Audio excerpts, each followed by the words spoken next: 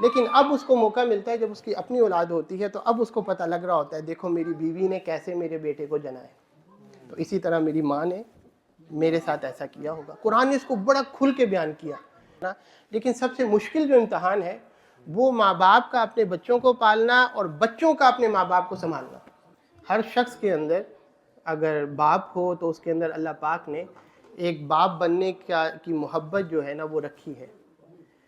ہر عورت کے اندر اللہ پاک نے ایک ممتا جو ہے، ایک ماں بننے کی محبت رکھی ہے، اور اللہ پاک نے وہ اس نعمت کے ذریعے، اولاد کی نعمت کے ذریعے، وہ دونوں جو چاہتے ہیں مرد کی اور عورت کی، وہ اللہ پاک پوری فرماتا ہے۔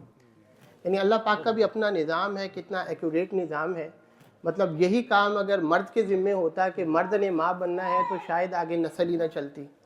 وہ تو اتنی وہ نہیں نہ کرے گا ہمت کہ میں 9 ماہ بچہ جو ہے پیٹ میں رکھوں۔ تو اللہ نے یہ نظام عورت کو اس کی حص میں یہ رکھا ہے کہ وہ برداشت کرتی ہے، اس کو پتہ بھی ہے کہ اتنی تکلیف ہونی ہے، اس کو یہ بھی پتہ ہے میں موت کے منہ سے نکلوں گی، لیکن اللہ نے کیونکہ ایک نسل انسانی چلانی ہے تو اس کے اندر وہ چاہت بھی رکھی ہے، اس چاہت کو پانے کے لیے وہ سب کچھ قربان کر دیتی ہے۔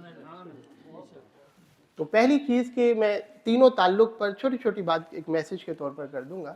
تو پہلا تعلق ہمارا اپنے رب سے، تو اللہ نے فرمایا وَأَمَّا بِنِعْمَةِ رَبِّكَ فَحَدِّثْ، کہ جب اللہ پاک آپ کو کوئی نعمت دیتا ہے تو اس کا چرچا کیا کرو، اس کا اظہار کیا کرو۔ تو جو عقیقہ ہے یہ بیسیکلی اس نعمت کا شکرانہ ہے، اس نعمت کا اظہار ہے جو ہم اللہ کے حضور کر رہے ہیں اور اس کا شکر ادا کر رہے ہیں۔ اور یاد رکھیں اصول کہ اللہ پاک جب بھی کوئی نعمت عطا کرتا ہے تو اس نعمت کے ساتھ ایک ذمہ داری آتی ہے۔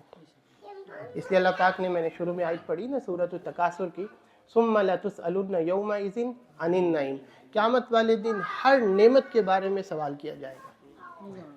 یعنی آپ یوں سمجھ لیں جیسے علم ہے، تو علم ایک نعمت ہے، وہ اگر کسی کو نصیب ہوئی تو وہ صرف نعمت نہیں ہے، اس نعمت کے ساتھ ایک ذمہ داری اس پر عائد ہوئی کہ اس علم کو اب آگے آپ نے پھیلانا ہے، اس علم کو جو آپ نے حاصل کیا ہے اس پہ عمل کرنا ہے۔ تو اگر آپ اپنے علم پہ عمل نہیں کریں گے، اگر آپ اس علم کو آگے پھیلا سکتے ہیں، خیرکم من تعلم القرآن وعلمہ، تو اس کا مطلب ہے کہ آپ وہ ذمہ داری ادا نہیں کر رہے، بس نعمت لے کے رکھ لی اور اب اس کا سوال قیامت والے دن ہوگا۔ آپ کو اللہ نے مال دیا، اب مال ایک نعمت ہے، وہ صرف نعمت نہیں ہے کہ ہم خوش ہو جائیں، نہیں، اب وہ جو مال حاصل کرنے کے اسباب اللہ نے آپ کو دیے یا مال دیا، اس کے ساتھ ذمہ داری عائد یہ ہو رہی ہے کہ وہ مال آپ حلال طریقے سے کما رہے ہیں، وہ مال آپ حلال جگہ پہ لگا رہے ہیں، وہ مال آپ ضرورت مند جو ہیں کیا ان کو دے رہے ہیں، تو یہ ساتھ ذمہ داری عائد ہو گئی۔ تو اس طرح آپ کسی بھی نعمت کو لے لیں، جو بھی ملے گی آپ کو تو کیا ہوگا؟ آقا علیہ الصلوۃ والسلام سب سے بڑی نعمت ملے، آپ کو سمجھ آ جائے گی بات، سب سے بڑی نعمت ملے، جب سب سے بڑی نعمت ملی، اتنی بڑی نعمت، تب اس کی ذمہ داری تو یہاں تک ہے کہ یا ایھا الذین آمنوا لا ترفعوا اصواتکم فوق صوت النبی، آپ تو اپنی آواز کو بھی اس نبی کے سامنے بلند نہیں کر سکتے۔ تو جتنی بڑی نعمت ہوگی ذمہ داری بھی اسی لیول کی ہوگی۔ تو اس کا مطلب یہ ہوا کہ جو ہمارے رب کے ساتھ پہلا تعلق ہمارا عقیقے کے موقع پر 3 میں نے کہا نا تعلقات ہیں جس کی طرف توجہ ہوتی ہے، تو رب کے ساتھ تو وہ تو عقیقہ ہوا، ہم نے شکرانہ ادا کر دیا۔ اچھا، دوسرا تعلق کیا ہوتا ہے، اور وہ ذمہ داری بھی ہے، وہ یہ کہ اب یہ جو نعمت ہے نا، اب ذمہ داری آپ کی یہ ہے کہ یہ آپ کو دے دیا، اب یہ آپ کی ذمہ داری ہے کہ اس کو آپ نے ایسا لے کے چلنا ہے کہ یہ قیامت کے بعد جو ہے نا جنت میں آپ کے ساتھ جائے۔ یا ایھا الذین آمنوا قوا انفسکم واہلیکم نارا، کہ اے لوگو، اے ایمان والو، تم اپنے آپ کو بھی اور اپنے اہل خانہ کو بھی آگ کی عذاب جو ہے آگ کا، اس سے بچاؤ۔ تو یہ دوسرا تعلق ہے، تو یہ ذمہ داری ہے۔ اچھا، تیسرا تعلق وہ بڑا مزیدار ہے، اور وہ ایسا تعلق ہے کہ اللہ پاک کیونکہ محبت ہم سے کرتا ہے تو وہ ہمیں گاہے بگاہے کوئی نہ کوئی ایسے حالات ہمارے سامنے لاتا ہے کہ ہم جو امتحان اس دنیا میں دینے آئے ہیں اس میں پاس ہو جائیں۔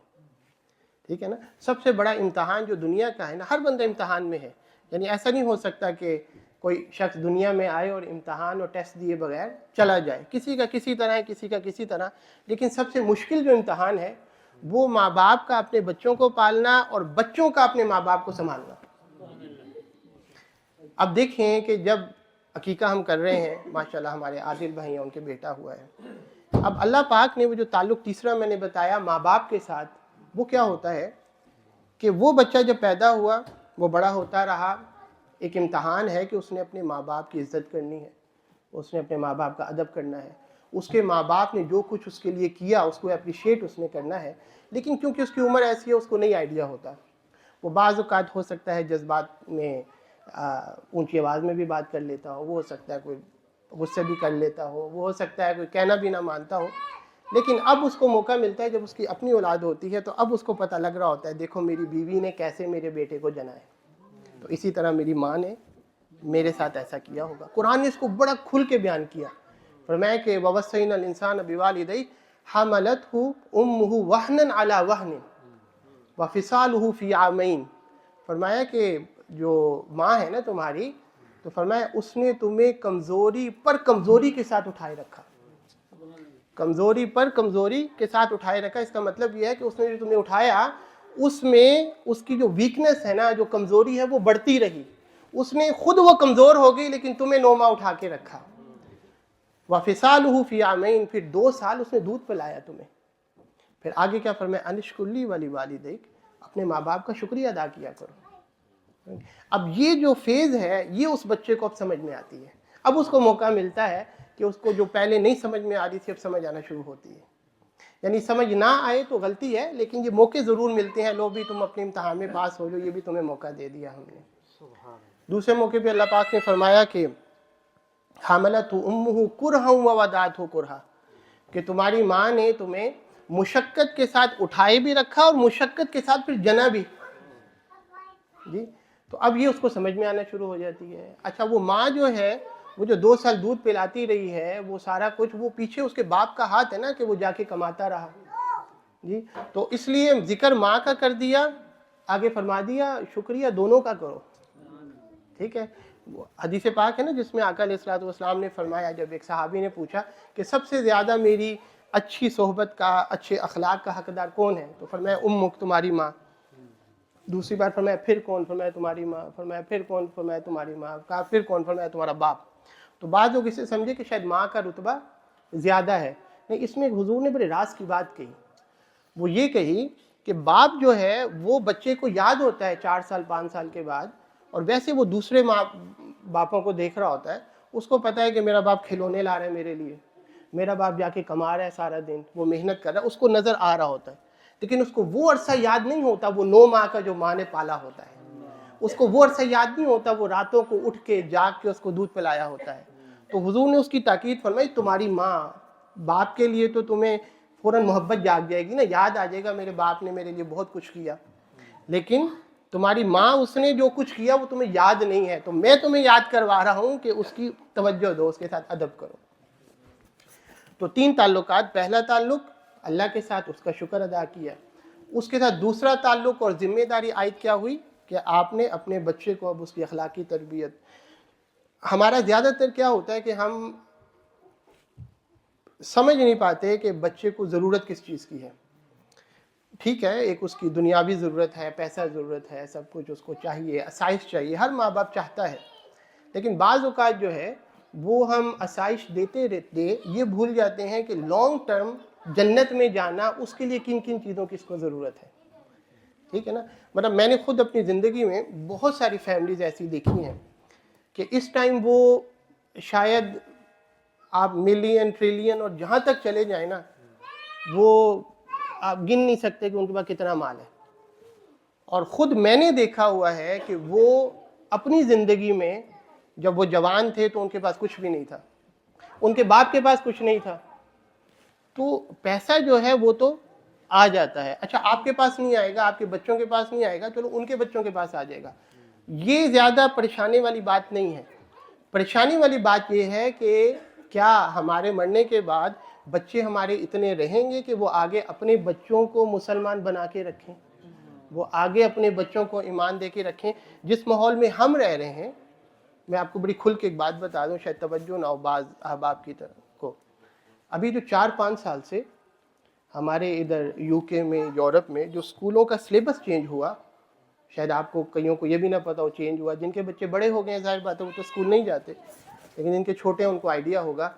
وہ جو سلیبس چینج ہوا نا، اس سلیبس سے گزر کے جو آگے پروڈکٹ آنے والی ہے نا، یہ میں آپ کو توجہ دلا رہا ہوں تمام ماں باپ کو، ذمہ داری سمجھتا ہوں. یہ جو پروڈکٹ تیار ہونے جا رہی ہے وہ کیسی ہوگی؟ وہ ایسی ہوگی جیسے آج ہم ایتھیسٹ کو ملتے ہیں نا، کئی گورے ہیں، میں نے خود بھی پوچھا ان سے، آپ نے بھی پوچھا ہوگا، ان کے ماں باپ کرسچن ہیں اور پریکٹسنگ کرسچن ہیں. تو ان سے میں نے پوچھا کئیوں سے، بھئی آپ کے ماں باپ نے آپ کو روکا نہیں؟ مطلب آپ ایتھیسٹ ہیں، آپ کہتے ہیں ہمارے ماں باپ کرسچن ہیں. وہ کہتے ہیں نہیں، وہ کہتے ہیں بیٹا وہ آپ کی مرضی ہے، جو مرضی آپ کا حق ہے. یہ کیا ہے کہ یہ ایک پروسیس سے جب بندہ گزرتا ہے نا تو اس کی تھنکنگ ایسی ہو جاتی ہے. وہ کہتے ہیں اٹس اوکے، آپ کا حق ہے، ٹھیک ہے میں مسلمان ہوں، باقی آپ کی مرضی ہے. تو اب یہ جو چینجنگ آ رہی ہے بھرپور انداز میں، اس کو آپ سمجھے کہ ویل اسٹیبلشڈ کیا ہے پرپزلی، تو اس سے جو ہمارے بچوں کی ذہن سازی 8-9 گھنٹے اسکول میں رہ کے ہونی ہے نا آنے والے وقتوں میں، اللہ پاک ہمت دے ہمیں، ہم کوشش کریں گے، لیکن توجہ دلانا مقصد ہے. تو ایسی پروڈکٹ تیار ہونی ہے کہ وہ جب بڑے ہوں گے تو وہ آگے بچوں کو کس انداز میں ڈیل کریں گے، ایسے نہیں کریں گے جس طرح ہم کر رہے ہیں. تو زیادہ سے زیادہ وقت دیں ان کو، بچپن سے دیں، پہلے دن سے دیں. بلکہ یہ آپ کی جو قربانی اور امتحان ہے نا، وہ تو شادی سے پہلے شروع ہو جاتا ہے. وہ ایک شاعر تھے بڑے مشہور گزرے ہیں، تو انہوں نے اپنے بچوں کو کہا کہ بیٹا میں نے تمہارے لیے قربانی تمہارے پیدا ہونے سے پہلے کی دی ہوئی ہے. یعنی اب تو قربانی دے رہا ہوں، تم چھوٹے ہو، تمہیں پالا، لیکن تمہارے پیدا ہونے سے پہلے، میری شادی ہونے سے پہلے میں تمہارے لیے قربانیاں دیتا آ رہا ہوں. انہوں نے کہا وہ کیسے؟ انہوں نے کہا کہ مجھے بڑی جو خواتین تھیں ان کی طرف سے چاہت بھی تھی کہ میں شادی کروں، لیکن میں نے اپنی چاہت قربان کی. جہاں میرا دل تھا کہ میں شادی کروں، میرا ایک جو رغبت ہوتی ہے، انسیت ہوتی ہے، محبت ہوتی ہے، میں نے اس عورت سے شادی کی جو میرے بچوں کو صحیح طرح پال سکے، صحیح طرح تربیت کر سکے. تو خصوصاً جن ملکوں میں ہم رہ رہے ہیں، یہ اس میں آپ سمجھے کہ ڈبل ٹائم آپ کو دینا پڑے گا ہر چیز کا. آپ کو تھوڑا کم کما لیں تو وہ بارے میں ہے،